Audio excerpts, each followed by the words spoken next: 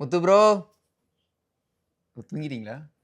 இல்ல மச்சான், நீ முத்து ப்ரோன்னு அந்த முத்து ப்ரோவை கூப்பிடுறேன். இல்ல ப்ரோ, உங்களை நான் தூங்கல, நான் அழுதுட்டு இருக்கேன் மச்சான். அப்படியா? வெளில போனது ஒருத்தர், ஸ்கோர் பண்ணது இன்னொருத்தர். ஆமா, அண்ணன் அழுதுட்டாப்ல. ரொம்ப அண்ணன் அழுதுருச்சு. அண்ணன் ஜெயிச்சிருச்சு. நீங்க சும்மா உட்காருங்க. ரவீந்திரனே சும்மா உட்காருங்க, ஒரு செம்ம டெக்னிக் கண்டுபிடிச்சாரு. இனி இவர் ஒரு பக்கம் ஸ்கோர் பண்றாரு. ஆமா அவர் எப்படி ஸ்கோரிங்னா வந்துருவாருன்னு தெரியும். ஆமா அண்ணன் வெளியே போயிட்டு அண்ணன் ஜெயிச்சிட்டாரு, நீ உட்காரு. ஆமா, எந்த பக்கம் கேட்டு போட்டாலும் உடச்சிட்டு நான் ஸ்கோர் பண்றதுக்கு வெளியில வருவேன் அப்படின்ற மாதிரி ரவீந்திர கடைசி வரைக்கும் வெளியே கிளம்பிட்டாரு. நான் உட்காந்து ஸ்கோர் பண்ணுவேன் உட்காந்து பேசிட்டு இருக்கிறாரு அவரு. ஆமா மச்சான், பட் உண்மையிலே தீபக் எவிக்ஷனை பத்தி நம்ம நேத்தே கொஞ்சம் பேசணும். ஆமா.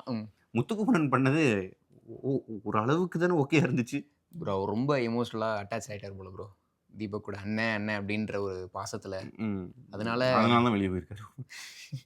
இவர் என்ன விஷாலா அப்படிலாம் இருக்காது. ஒரு எமோஷனல் பாண்ட் அவங்களுக்குள்ள இருந்ததுனால இருந்திருக்கலாம். ரொம்பவே எமோஷன் ஆயிட்டாரு. ஃபீலிங்ஸ் ஆயிடுச்சு. நல்ல பிளேயர் ஆனா வெளியே போயிட்டார் மச்சான். ஆமா ஆமா. ஏன்னா மோஸ்ட்லி இந்த மாதிரி ஒரு சென்ட் ஆஃப் நான் யாருக்குமே பார்த்தது இல்லை ப்ரோ. ஒரு ரெஸ்பெக்டோட பயங்கரமா பண்ணியிருந்தாங்க அவருக்கான சென்ட் ஆஃப் அப்படின்றது வந்து எல்லாருமே அவர்கிட்ட ரொம்ப ஃபீல் பண்ணியிருந்தாங்க. பிக் பாஸுமே ரொம்ப ஃபீல் பண்ணி தான் வெளில அனுப்பிச்சிருந்தாரு. கண்டெஸ்டன்ட் ஆமா அப்படின்னாரு. அதுக்கெல்லாம் தகுதியானவர் தான். ரொம்ப நல்லா பண்ணியிருந்தாரு. ஓகே, தீபக்கோட கேம் எந்த கட்டத்துல இருந்து மாறுச்சு அப்படின்றத நீங்க நோட் பண்ணீங்களா?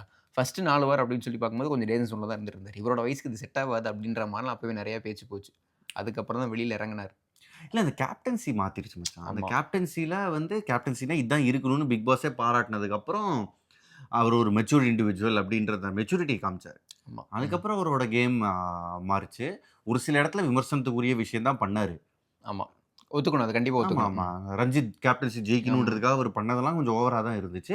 பட் ஓவராலா நல்லா விளையாடினாரு. ஆமா இப்ப இருக்கிற 6 பேரை விட இவர் வந்து எந்த விதத்துலயும் இது கம்மியா விளையாடினாருன்னு சொல்லவே முடியாது. ஆமா ஆமா ஆமா. இன்ஃபேக்ட் சில பேரோட பெட்டரா விளையாடு. ஆனா சில சமயங்கள்ல டாமினன்ஸ் அப்படின்ற ஒரு மைண்ட் செட்லயுமே அவர் இருந்துட்டு இருந்தார் பயங்கரமா. மத்தவங்க சொல்ற பேச்சை முழுசா கேட்காம இவர் சொல்றதா சரி அப்படின்ற ஒரு விஷயத்துலயுமே அவர் நின்று இருந்தாரு. அது ஓகே. மத்தவங்களும் இவரை பெருசா கன்ஃபரண்ட் பண்ணவே இல்லையே. ஓகே, அன்னைக்கு வர்ஷினி வந்து அன்னைக்கு பண்ணாங்க. இன்னைக்கு எபிசோட்ல வந்து அதுக்கு மன்னிப்பும் கேட்டாங்க. நான் தெரியாம பண்ணிட்டேன்னு. ஏன்னா தீபக்னா ஒரு பவர் ஹவுஸ்னு அவங்களுக்கும் வந்து தெரிஞ்சிருக்கு. அவரும் இந்த மாதிரி தான் நடந்துக்கிட்டாரு. ஏன்னா இப்போ கடைசியில எல்லாரும் போய் சீரியல் தான் நடிக்கணும், இல்ல மேபி இதுல ட்ரை பண்ணலாம். அதுல இவர் தானே சீனியரா இருக்காரு. கண்டிப்பா அதை கமாண்ட் பண்ணாரு. அதை ஓகே ஓகே. ட்ரோல்ஸ் ஜோக்ஸ் அபார்ட் ஜெயிஸ்டர்.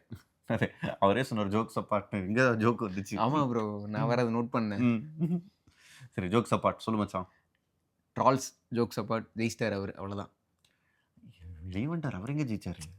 மக்கள் மனசுல ஜெயிஸ்டர் ப்ரோ, ஜெயிச்சிட்டாரு. ஸோ அவருக்கு வந்து என்னதான் ஒரு ஓட்டிங்ல தோத்துருந்தாலும் அவருக்கு ஒரு எவ்வளவு ஓட்டு வந்திருக்குமோ அந்த ஓட்டெல்லாம் இப்போ முத்துக்குமரன் பக்கம் திரும்புறதுக்கு முத்துக்குமரன் அதிக வாய்ப்பு. ஆமா, அதிக வாய்ப்புகள் இருக்கு. ஸோ என்னன்னா இப்போ தீபக் இன்னைக்கு வெளியேறாருல, இன்னைக்கு சோஷியல் மீடியால பயங்கர அடி. யாருக்கு அப்படின்னு சொல்லி பார்த்தா விஷாலுக்கும் பவித்ராக்கும் பயங்கர அடி. நீங்க போயிருக்க வேண்டியதானே, அவரையும் அனுப்புறீங்க. அவங்க தான் ஓட்டு போட்டிருக்க மக்கள் தான் ஓட்டு போட்டிருக்காங்கன்னா சோஷியல் மீடியாவில் இப்படி ட்ரால்ஸ் வந்துட்டே இருக்குது. ஸோ நீங்க இதை பத்தி என்ன நினைக்கிறீங்க? மச்சான், சோஷியல் மீடியான்றது இப்போ நம்ம பேசுறதுக்கே கீழே கமெண்ட் வரும். ஆமா ஆமா. ஸோ கமெண்ட் போடுறவங்க வன்மத்தோட பண்ணுவாங்க. பாராட்டணும்னு நினைக்கிறவங்க ஒரு லைக்கை போட்டு போயிடுவான், இல்லை அது கூட பண்ண மாட்டான். இந்த கண்டென்ட் நல்லா இருக்கு, அடுத்த கண்டென்ட் என்ன இருக்குன்னு போயிடுவான். உண்மையிலேயே வந்து பிடிக்காதவன் மட்டும்தான் விமர்சனம் பண்ணுவான். ஸோ சோஷியல் மீடியா விமர்சனம்லாம் பாரு, நானும் மீடியா கரியரில் ஒரு 10 வருஷத்துக்கு மேலே இருக்கேன். நீயும் வந்து அட்லீஸ்ட் ஒரு 3-4 இயர்ஸாக இருப்பியா? ஸோ நமக்கு இதெல்லாம் வந்து திக் ஸ்கின். ஓகே, விமர்சனம் பண்ணுவாங்க, அதை கடந்து போகணும். பவித்ரா விட இவர் நல்லா தான் பண்ணியிருக்காரு, விஷாலை விட இவர் நல்லா தான் பண்ணியிருக்காரு. ஆனாலும் ஓட்டு வரல. எல்லா நல்ல படங்களும் ஓடுறது இல்லைல்ல. ஆமா, எல்லா நல்ல தலைவர்களும் எல்லா எலெக்ஷன்லையும் ஜெயிக்கிறது இல்லைல்ல. மாசு ப்ரோ, மாஸ் ப்ரோ. இந்த போகிக்கு வீட்டில் நடந்த எந்தெந்த விஷயத்தை நீங்க போட்டு எரிக்க போறீங்க அப்படின்ற மாதிரி விஷயத்தை கேட்டார். ஏன் ப்ரோ சிரிக்கிறீங்க? இல்லை எரிக்க போறீங்கன்னு கேட்டாரு. ஒரு நல்ல விஷயம் என்னன்னா முத்து கன்ஃபஸ் பண்ணிட்டார். கோவம்னு ஒன்று படம் போது எதில் அடிக்கிற ஆள் சொல்றதை நான் கேட்கவே மாட்டேன் அப்படின்ற மாதிரி அவரோட தப்பை வந்து அவர் கன்ஃபஸ் பண்ணிட்டாரு. ஆப்போசிட்ல விஷால் இருக்காருல்ல, விழுந்து அடி எங்கேயுமே மென்ஷன் பண்ணல ப்ரோ. இல்ல, முத்துக்குமரனே வந்து அந்த கோவத்தை தூண்டுறதுக்கு உண்டான விஷயத்தையும் நான் வந்து எரிக்கணும்னு சொல்லியிருந்தா நான் வந்து இன்னும் ரசிச்சிருப்பேன். ஆமா. பட் விஷால் வந்து அவரா 2 பேர் போனாங்களே, ஒரு லவ் ஸ்டோரி ஒன்று உண்டாக்குனாரு, அதை பத்தி அட்ரஸே பண்ணாதது எனக்கு ஆச்சரியமாச்சு. இதுதான் ஸ்டேஜ், இதுல அதை அட்ரஸ் பண்ணி அந்த விஷயத்த முடிச்சிடலாம். தர்ஷிகா, ஐம் சாரி, உன்னோட நான் விளையாடின கேமை நான் வந்து எரிக்கணும்னு நினைக்கிறேன். இங்க ஸ்கோர் பண்ணியிருந்தாருன்னா வேற லெவல்ல போயிருப்பாரு. ஆமா, சௌந்தர்யா அந்த கமெண்ட் வந்து அவர் சொல்றாரு, அதுக்காக அப்பாலஜைஸும் பண்ணிட்டாரு. அது என்ன முட்டாள்தனமான வாதம். அந்த பொண்ணு தொட்டு பேசுறத பத்தி விமர்சனம் பண்ணாராம். இந்த காலத்துல வந்து ஐ மீன் நார்மலா அது ஒரு ஹியூமன் இதுல பண்றதுதான். அதை பத்தி நான் விமர்சனம் பண்ணேன், அதை நான் எரிக்கணும், யாருமே நோட்டீஸ் பண்ணாததை அவர் இங்க சொல்லி அது அந்த அவங்களுக்கும் புரியல. அதுக்கப்புறம் அதை நான் கன்ஃபெஸ் பண்ணி எரிக்கிறேன்னு சொன்னதுக்கு அவர் முக்கியமான விஷயத்தை அட்ரஸ் பண்ணியிருந்தாலே பெட்டராக இருந்திருக்கும். ஆமாம் ஆமாம். அப்புறம் விஜய் சேதுபதியே கலாய்ச்சிட்டாரு, விழுந்த அடி எப்படி உங்களுக்கு அப்படின்ற மாதிரி அதையும் சொல்லிட்டாரு. ஆனா அதை மென்ஷன் பண்ணவே இல்லை அப்படின்றத ஒரு பாயிண்ட். ஆமா. இதுல அந்த என்டையர் சீக்வென்ஸே எப்படி இருந்துச்சுன்னா, விஜய் சேதுபதி வந்து ஃபாதர் மாதிரியும் மத்தவங்கலாம் பாவ மன்னிப்பு கேட்குற மாதிரி தான் அந்த சீக்வென்ஸே போய்கிட்டு இருந்துச்சு. ஃபைனல் ஸ்டேஜ்க்கு வந்துச்சுல, வீட்டுக்கு போய் ஆகணும், மன்னிப்பு கேட்டு தான் வெளியே போகணும், அதுக்காக தான். ப்ரோ, உங்களோட ஃபேவரட் கண்டஸ்டன்ட் யார் மச்சான்? ஜால்ராஸ். ஓ, அவரா? ஆமா ஆ, ஆமா. ஆ, ஆ. வீட்டுக்குள்ள வந்தோடனே பயங்கர ஒஸ்டா ஒரு விஷயம் பண்ணியிருந்தாரு. விஜய் சேதுபதி மீது நீ காட்டாம ஒரு விஷயம் சொல்லிட்டாரு. நீங்க கண்டிச்ச இதை வந்து எனக்கு பத்தல, அது எனக்கு பத்தல, ஆனா இன்னும் கொஞ்சம் ஆர்ஷா போயிருக்கூடாது, இன்னும் நீங்க பண்ணியிருக்கலாம் அப்படின்ற மாதிரி விஜய் சேதுபதி சொன்னார். அதை நீங்க எப்படி பாத்தீங்க? நீங்க இப்படி பண்ணிருக்கிறாரு அப்படின்ற மாதிரி ரொம்ப ஒஸ்டா பாத்தீங்களா நீங்க அதை? ஐ மீன் இப்ப பாருங்க, இவங்களே வந்து இவங்க மெச்சூர்டா ஹேண்டில் பண்றாங்க, ஓகே. முன்னாடி மாதிரி இவங்க சண்டைக்கு போறது இல்ல அப்படின்றதையும் பாராட்டுறாங்க. அதுக்கப்புறம் இன்னும் கண்டிப்பா சொல்லிருக்கணும்னா அவங்க வந்து சண்டை தான் போட்டுருவாங்க. ஆமா, இதுக்கு மேல கண்டிப்பானா அடிக்கதான் செஞ்சாங்க. அவரை கலாய்ச்சாங்க, அவருக்கு அது புரியல. விஷாலும் அருண் பிரசாதும் அவர் வீட்டுக்குள்ள வந்தப்போ இல்ல அந்த என்டையர் வீக் நடந்த டாஸ்க் அப்போ இவர் பேச விட்டு கலாய்ச்சிக்கிட்டு இருந்தாங்க. ஆமா. நேத்திக்கு எபிசோட்லயுமே அவர் பேச விட்டு தீபக் முத்துக்குமரன் ஒரு பக்கம் சிரிச்சுக்கிட்டு இருந்தாங்க. ஸோ அவங்க வந்து அப்படி எடுத்துட்டு போகல, வன்மத்தோட எடுத்துட்டு போகாம சர்க்காசமோட அவங்க வந்து சந்திச்சாங்க. எனக்கு தெரிஞ்சு அது ஓகேயா தான் இருந்துச்சு. மேபி விஜய் சேதுபதியோ அந்த ஷோவோ வேற ஒன்று எக்ஸ்பெக்ட் பண்ணாங்க. ஓகே. அருணா வந்து ரொம்ப அபத்தமாக தான் பண்ணார். அந்த பண்ண செயல்கள் எல்லாமே பார்க்கறதுக்கு அபத்தமாக தான் இருந்துச்சு. ஏன்னா அவர் நல்லா விளையாண்டுருந்தாரு, ஒரு டஃப் ஃபைட் கொடுத்துருந்தாருன்னா கண்டிப்பாக ஓட்ஸ் கிடச்சிருக்கும், வெளியில் தெரிஞ்சிருப்பாரு, ஓட்ஸ் கிடச்சிருக்கும், கொஞ்ச நாள் இருந்திருக்க தான் போறாரு. இவங்க கார்னர் பண்ணுறதுனால அவர் வெளில போனாரான்னு கேட்டால் கண்டிப்பாக அது கிடையாது. அதை யாருமே அக்ரி பண்ணவும் முடியாது. அவர் நல்லா பண்ணல, அதனால வெளியில போயிட்டார். அதை வந்து ஒத்துக்காம அந்த கோவத்தை வந்து திரும்ப வந்து உள்ள காட்டுறது அப்படின்றது எல்லாருமே பண்ணாங்க. கிட்டத்தட்ட அப்படிதான் பண்ணாங்க. போறவங்க எல்லாருக்குமே அந்த ஆதங்கம், அந்த கோவம் இருக்கு. ஆனா அர்ணவ் கிட்ட வந்து கொஞ்சம் எக்ஸ்ட்ரீமா இருந்துச்சு. கொஞ்சம் ப்ரீமெச்சூரா தான் வெளியே போனாரு. பட் போன எல்லாருக்குமே, அந்த புதுசா வந்திருக்கிற 8 பேருக்குமே ப்ரீமெச்சூரா போனது மட்டும்தான் ஒரே தகுதியா இருந்துச்சு. ஸோ எல்லாருக்கும் அந்த காண்ட் இருக்கு தான் செய்யும், அவருக்கும் அந்த காண்ட் இருக்கு. ப்ரோ, பிஆர் டீம் பத்திலாம் கேள்விப்பட்டிருப்பீங்க. முத்துவோட பிஆர் யார் தெரியுமா? ரவீந்தர். ஆமா ப்ரோ. முத்துக்கு ஏற்கனவே இப்போ வச்ச பிஆர் அது வேற இருக்குல்ல வெளியில. சோஷியல் மீடியாவில் பயங்கர ஐடி தான். நீங்க ரவீந்தர் வந்து கன்ஃபஸ் பண்ணிட்டார், நான் தான் முத்துக்கு பிஆர் அப்படின்ற மாதிரி செயல்கள் தான் வந்ததுல அவர் உள்ள பண்ணிட்டு இருக்காரு. அதையும் முத்துக்கு முன்னாடி சொல்லிட்டு இருக்காரு போல. சௌந்தர்யாவுக்கு பிஆர் இருக்குன்னா, அருணுக்கு பிஆர் இருக்குன்னா, உனக்கு நான் தான் பிஆர் அப்படின்ற மாதிரி முத்துக்குமரன். அப்ப நான் என்ன பண்ணேன், நான் ஏற்கனவே வச்சிருந்த பிஆர் அவனுக்கு கொடுத்த காசு டபுள் பேமெண்ட் யோசிச்சுக்கிட்டு இருந்தாரு. பட் இவர் ரவீந்தர் வந்ததுலேருந்தே அதுதான் நம்ம நாள்ல இருந்தே சொன்னோம். நேற்றுக்கு எபிசோட்ல நம்ம சொன்னோம், அவர் உட்காந்து நாட்டாம பண்ணிக்கிட்டு இருக்காரு, அவ்வளவுதான். அவர் முத்துக்குமரனுக்கு பிஆர் பண்றது பதில் அவருக்கு பிஆர் பண்ணிருக்கலாம். மேபி அவர் வெளியே போகாமையாவது இருந்திருப்பாரு. கண்டிப்பா. அண்ட் நிறைய பேசப்பட்ட வார்த்தை பிரெயின் வாஷிங்கு. அதுக்கப்புறம் இவர் ரவீந்திரன் வந்து பிஆரை பத்தி ஒரு பக்கம் பண்ணாரு, இன்னொரு அவரோட கேமையே ஸ்டடி பண்ணிட்டு வந்திருக்காரு. முதல் வாரம் வெறும் நாட்டாம பண்ணாரு. இந்த வெறும் நாட்டாம பண்ணது மட்டும் பத்தாது, எங்கேயாவது அழுகணும், சிம்பத்தி ஓட்டு இல்ல சிம்பத்தி பண்ணி மக்கள் மனசுல இடம் பிடிக்கணும். அண்ட் இவ்வளவு வாரம் ஆனதுக்கு அப்புறம் அந்த வீட்டுல சண்டை வராது. அதனால விஜய் சேதுபதி சொன்னப்போ கூட இன்னும் ஆர்சன் சண்டை வரல, டிப்ளமேட்டிக்கா தான் எல்லாருமே அட்ரஸ் பண்ணாங்க. ஸோ இவர் வந்து பண்ற பிரெயின் வாஷிங்கை தவிர நிறைய அழவும் செஞ்சாரு. கண்டிப்பா கண்டிப்பா. சரி, சம்பந்தமே இல்லாமல் அழுதுகிட்டு இருந்தாரு, காரணமே இல்லை அதுக்கு. அவர் தப்பு பண்ணியிருக்காரு, சாரி அப்படின்னா முடிஞ்சிருச்சு அந்த இடத்துல. தப்பு பண்ணாரோ இல்லையோ, அவர் வந்து வெளியில நடக்கிற இன்ஃபர்மேஷனை கொடுத்தாருன்றது தப்புனா சொல்லி தான் அனுப்பியிருப்பாங்க. ஆமா, நீங்க ஒரு லிமிட் வரைக்கும் சொல்லுங்க, மீதி சொல்லாதீங்கன்னா. இவர் எல்லாத்தையும் எல்லார்கிட்டையும் கேட்டு கன்ஃபரன்ட் பண்ணிக்கிட்டு இருந்தாரு. அதுக்கப்புறம் அழுது ஒரு ஸ்கோர் பண்ணணும் அப்படின்னு நினைச்சாரு. ஆமா, அது ஒர்க் அவுட் ஆகாது கண்டிப்பா. நிச்சயமா பார்க்கவே ஒரு மாதிரி இருந்துச்சு. ஓகே ப்ரோ, இன்னும் ஒரு வாரம் தான் இருக்குது. இவர் பிரெயின் வாஷ் பண்ணியிருக்கிறாருல, ஸோ அந்த விஷயத்தை வந்து நிறைய பேர் பயந்துருவாங்கன்னு உங்களுக்கு தோணுதா? இல்லவே இல்லை மச்சான், அங்க இருக்கிறவங்கலாம் அந்த தெளிவு அடைஞ்சிட்டாங்க. அப்படியா? எனக்கு விஷால் பயந்துட்டாருன்ற மாதிரி தோணுது ப்ரோ. ஐயோ, விஷால் இவ்வளவு நாள் அப்படிதான்டா இருந்தாரு. சரி, ஓகே. விஷால் வந்து அந்த ஃபேமிலி இதுல இருந்தே, அதாவது விஷால் வந்து அந்த 2 பொண்ணுங்களோட விளையாடின கேம் மட்டும்தான் அவர் ஆடின ஒரே கேமு.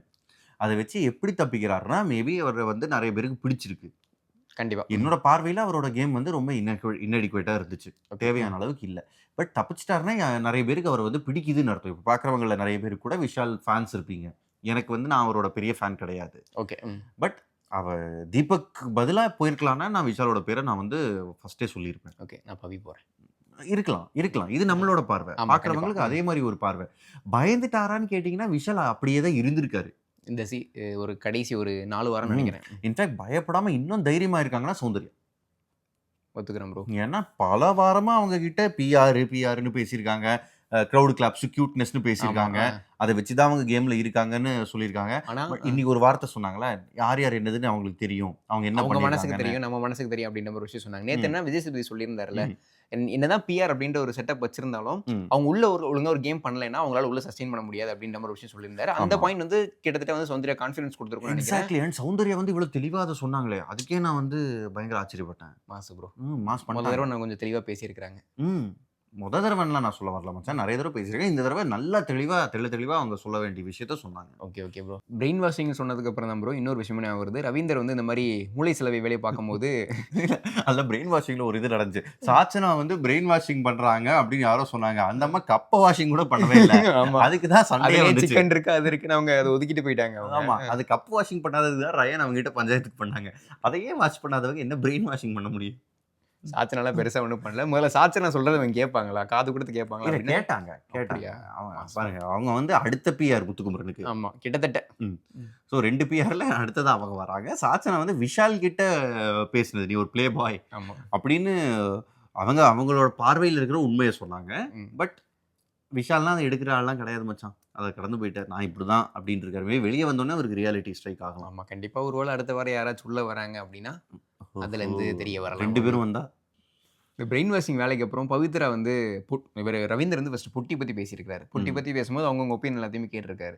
அதை பற்றி பவித்ரா கிட்டேயுமே கேட்டிருக்காரு. பவித்ராக்கு அந்த ஐடியா இருக்கிற மாதிரி இருக்குது, இல்லாத மாதிரி இருக்குது. அதை பற்றி வெரிசி பற்றி கேட்கும்போது நானும் அந்த ஐடியாவுக்கு ஓகே அப்படின்ற மாதிரி தான் கிட்டத்தட்ட அவங்க சொல்லிட்டு இருந்தாங்க. எனக்கு அப்படி தான் தோணுது. ஒரு வேளை எடுத்துருவாங்களோ, அவங்களுக்கும் ஒரு மாதிரி டவுட் வருதோ, நம்ம அது வரைக்கும் போக மாட்டோம், பொட்டி எடுத்துடலாம் அப்படின்ற மாதிரி ஒரு டவுட் வருதோ அப்படின்ற மாதிரி. அவங்களுக்கும் வருது, விஷாலுக்கும் வருது கிட்டத்தட்ட. ஏன்னா தீபக் வெளியே போகிறப்பவே, தீபக் வெளியே போகிறது இல்லை, இதுக்கு முன்னாடி 2-3 பேர் வெளியே போனப்போ கூட இங்கே வந்து மஞ்சரி வெளியே போனதுலேருந்து நான் சொல்கிறேன், ஆமா, நமக்கு வந்த கத்தி அந்த பக்கம் போயிருக்கு அப்படின்ற ஃபீலிங் 4-5 பேருக்கு வந்திருக்கு. ஆமா, அவங்களுக்கு ஒரு பிரபலமான முகம் இருக்கு. நல்ல கரண்ட்ல சொல்றேன், கரண்ட்ல ஒரு பிரபலமான முகம் இருக்கிறதுனால விஷாலும் பவித்ராவும் தப்பிச்சுறாங்களே ஒழிய. ஆமா, இல்லாட்டி கேம் வைஸ் பார்த்தீங்கன்னா நான் மஞ்சரி போனதுலேருந்தே நான் சொல்கிறேன், அவங்க வந்து பெட்டர் டிசர்விங் கண்டிப்பா. ஸோ இவங்க எல்லாருக்குமே தெரியும் நமக்கு வர கத்தி வேற எங்கேயோ ஷிஃப்ட் ஆயிருக்கு. ஸோ நம்ம எப்போ வேணாலும் போகலாம். அதுக்கு இந்த பெட்டி எடுத்துகிட்டு போனாவது நமக்கு வந்து அதில் ஒரு ஆறுதல் பரிசு இருக்கும். ஓகே, நீங்கள் அவங்க 2 பேர் எடுத்துகிட்டு போனால் நல்லா இருக்குன்ற மாதிரி யோசிக்கிறீங்க அப்படி தானே? நான் யார் எடுத்துகிட்டு போனாலும் நல்லா தான் இருக்கும். யார் எடுத்துகிட்டு போனாலும். ஆமாம். மச்சான் முடியறதுக்கு முன்னாடி ஒரே ஒரு கேள்வி. கடைசியில் டாப் 6 கண்டஸ்டன்ட்டுக்கு வாழ்த்துக்கள்னாங்க. அந்த டாப் 6 ஏற்கனவே இருந்த டாப் 8ல இந்த டாப் 6 முன்னாடி உட்காந்துருக்காங்க. அருண் வெளியே போயிட்டாரு, தீபக் வெளியே போயிட்டாரு. அப்போ பின்னாடி இருந்தவங்க எதுக்கு வந்தாங்க? அவங்களுக்கு என்ன ஆக போகுது? இல்லை, அவங்க அப்படியே பின்வாசல் படிச்சு வீட்டுக்கு போயிட்டாங்க, நல்லா தான் இருக்கும். அவங்க இந்த போட்டிக்குள்ளேயே அவங்க வர வேண்டாம் ப்ரோ. வராமல் இருந்திருந்தாலே நல்லா தான் இருந்திருக்கும். ஒரு ரோல் ட்விஸ்ட்டாக அடுத்த வாரம் கூட ஏதாவது சொல்லலாம்ல. நாங்கள் சும்மா சொன்னோம் ஏப்ரல் ஃபுல் அப்படின்ட்டாங்கன்னா முடிஞ்சிச்சு. ஆமாம், அதுக்கு தான் வந்த மாதிரியே இருக்கு. அப்புறம் எதுக்கு டாப் 6 அப்படின்ற வார்த்தையை வந்து அவங்க யூஸ் பண்ணோம். பாவம் சிவகுமார் வந்து இழைச்சிட்டு வந்து ஒரு நடிப்புலாம் போட்டாரு, நல்லா மிமிகிரிலாம் பண்ணாரு. அவங்க அப்படியே பின்வாசல் பிடிச்சி வீட்டுக்கு போயிட்டோம் ப்ரோ. அவங்க இந்த போட்டிக்குள்ளேயே வர வேணாம், அதுதான் நல்லது எல்லாருக்குமே. உள்ள இருக்கிறவங்களுக்கு ஒரு மரியாதை. ஆமா, கண்டிப்பா. அப்ப இத்தனை நாள் அவங்க போட்டி போட்டு விளையாண்டுருக்காங்க, அவங்க வெளில போயிட்டாங்க, அவங்க ஜாலியா இருந்திருக்காங்க. வெளில கேம் பார்த்துட்டு உள்ள வராங்கன்னா அவங்க எப்படி இருப்பாங்க? அவங்களோட மைண்ட் செட் அது ஒண்ணு. பிளஸ் நம்ம ஓட்டு போட்டிருக்கோம், நம்ம போட்ட ஓட்டுக்கு ஒரு மரியாதை வேணும்ல. ஆமா, அவங்க வெளியே போகணும் தானே நம்மளாம் ஓட்டு போட்டோம் இன்னொருத்தங்களுக்கு. ஓகே, பாப்போம் ஜீவா. இதோட இந்த எபிசோட் முடிவுக்கு வருது. ரொம்ப நன்றி. Thank you Muthu bro. Thank you Jeeva bro. Thank you bro. அடுத்த வாரம் ஃபைனல் அப்போ சந்திப்போம். Yes bro.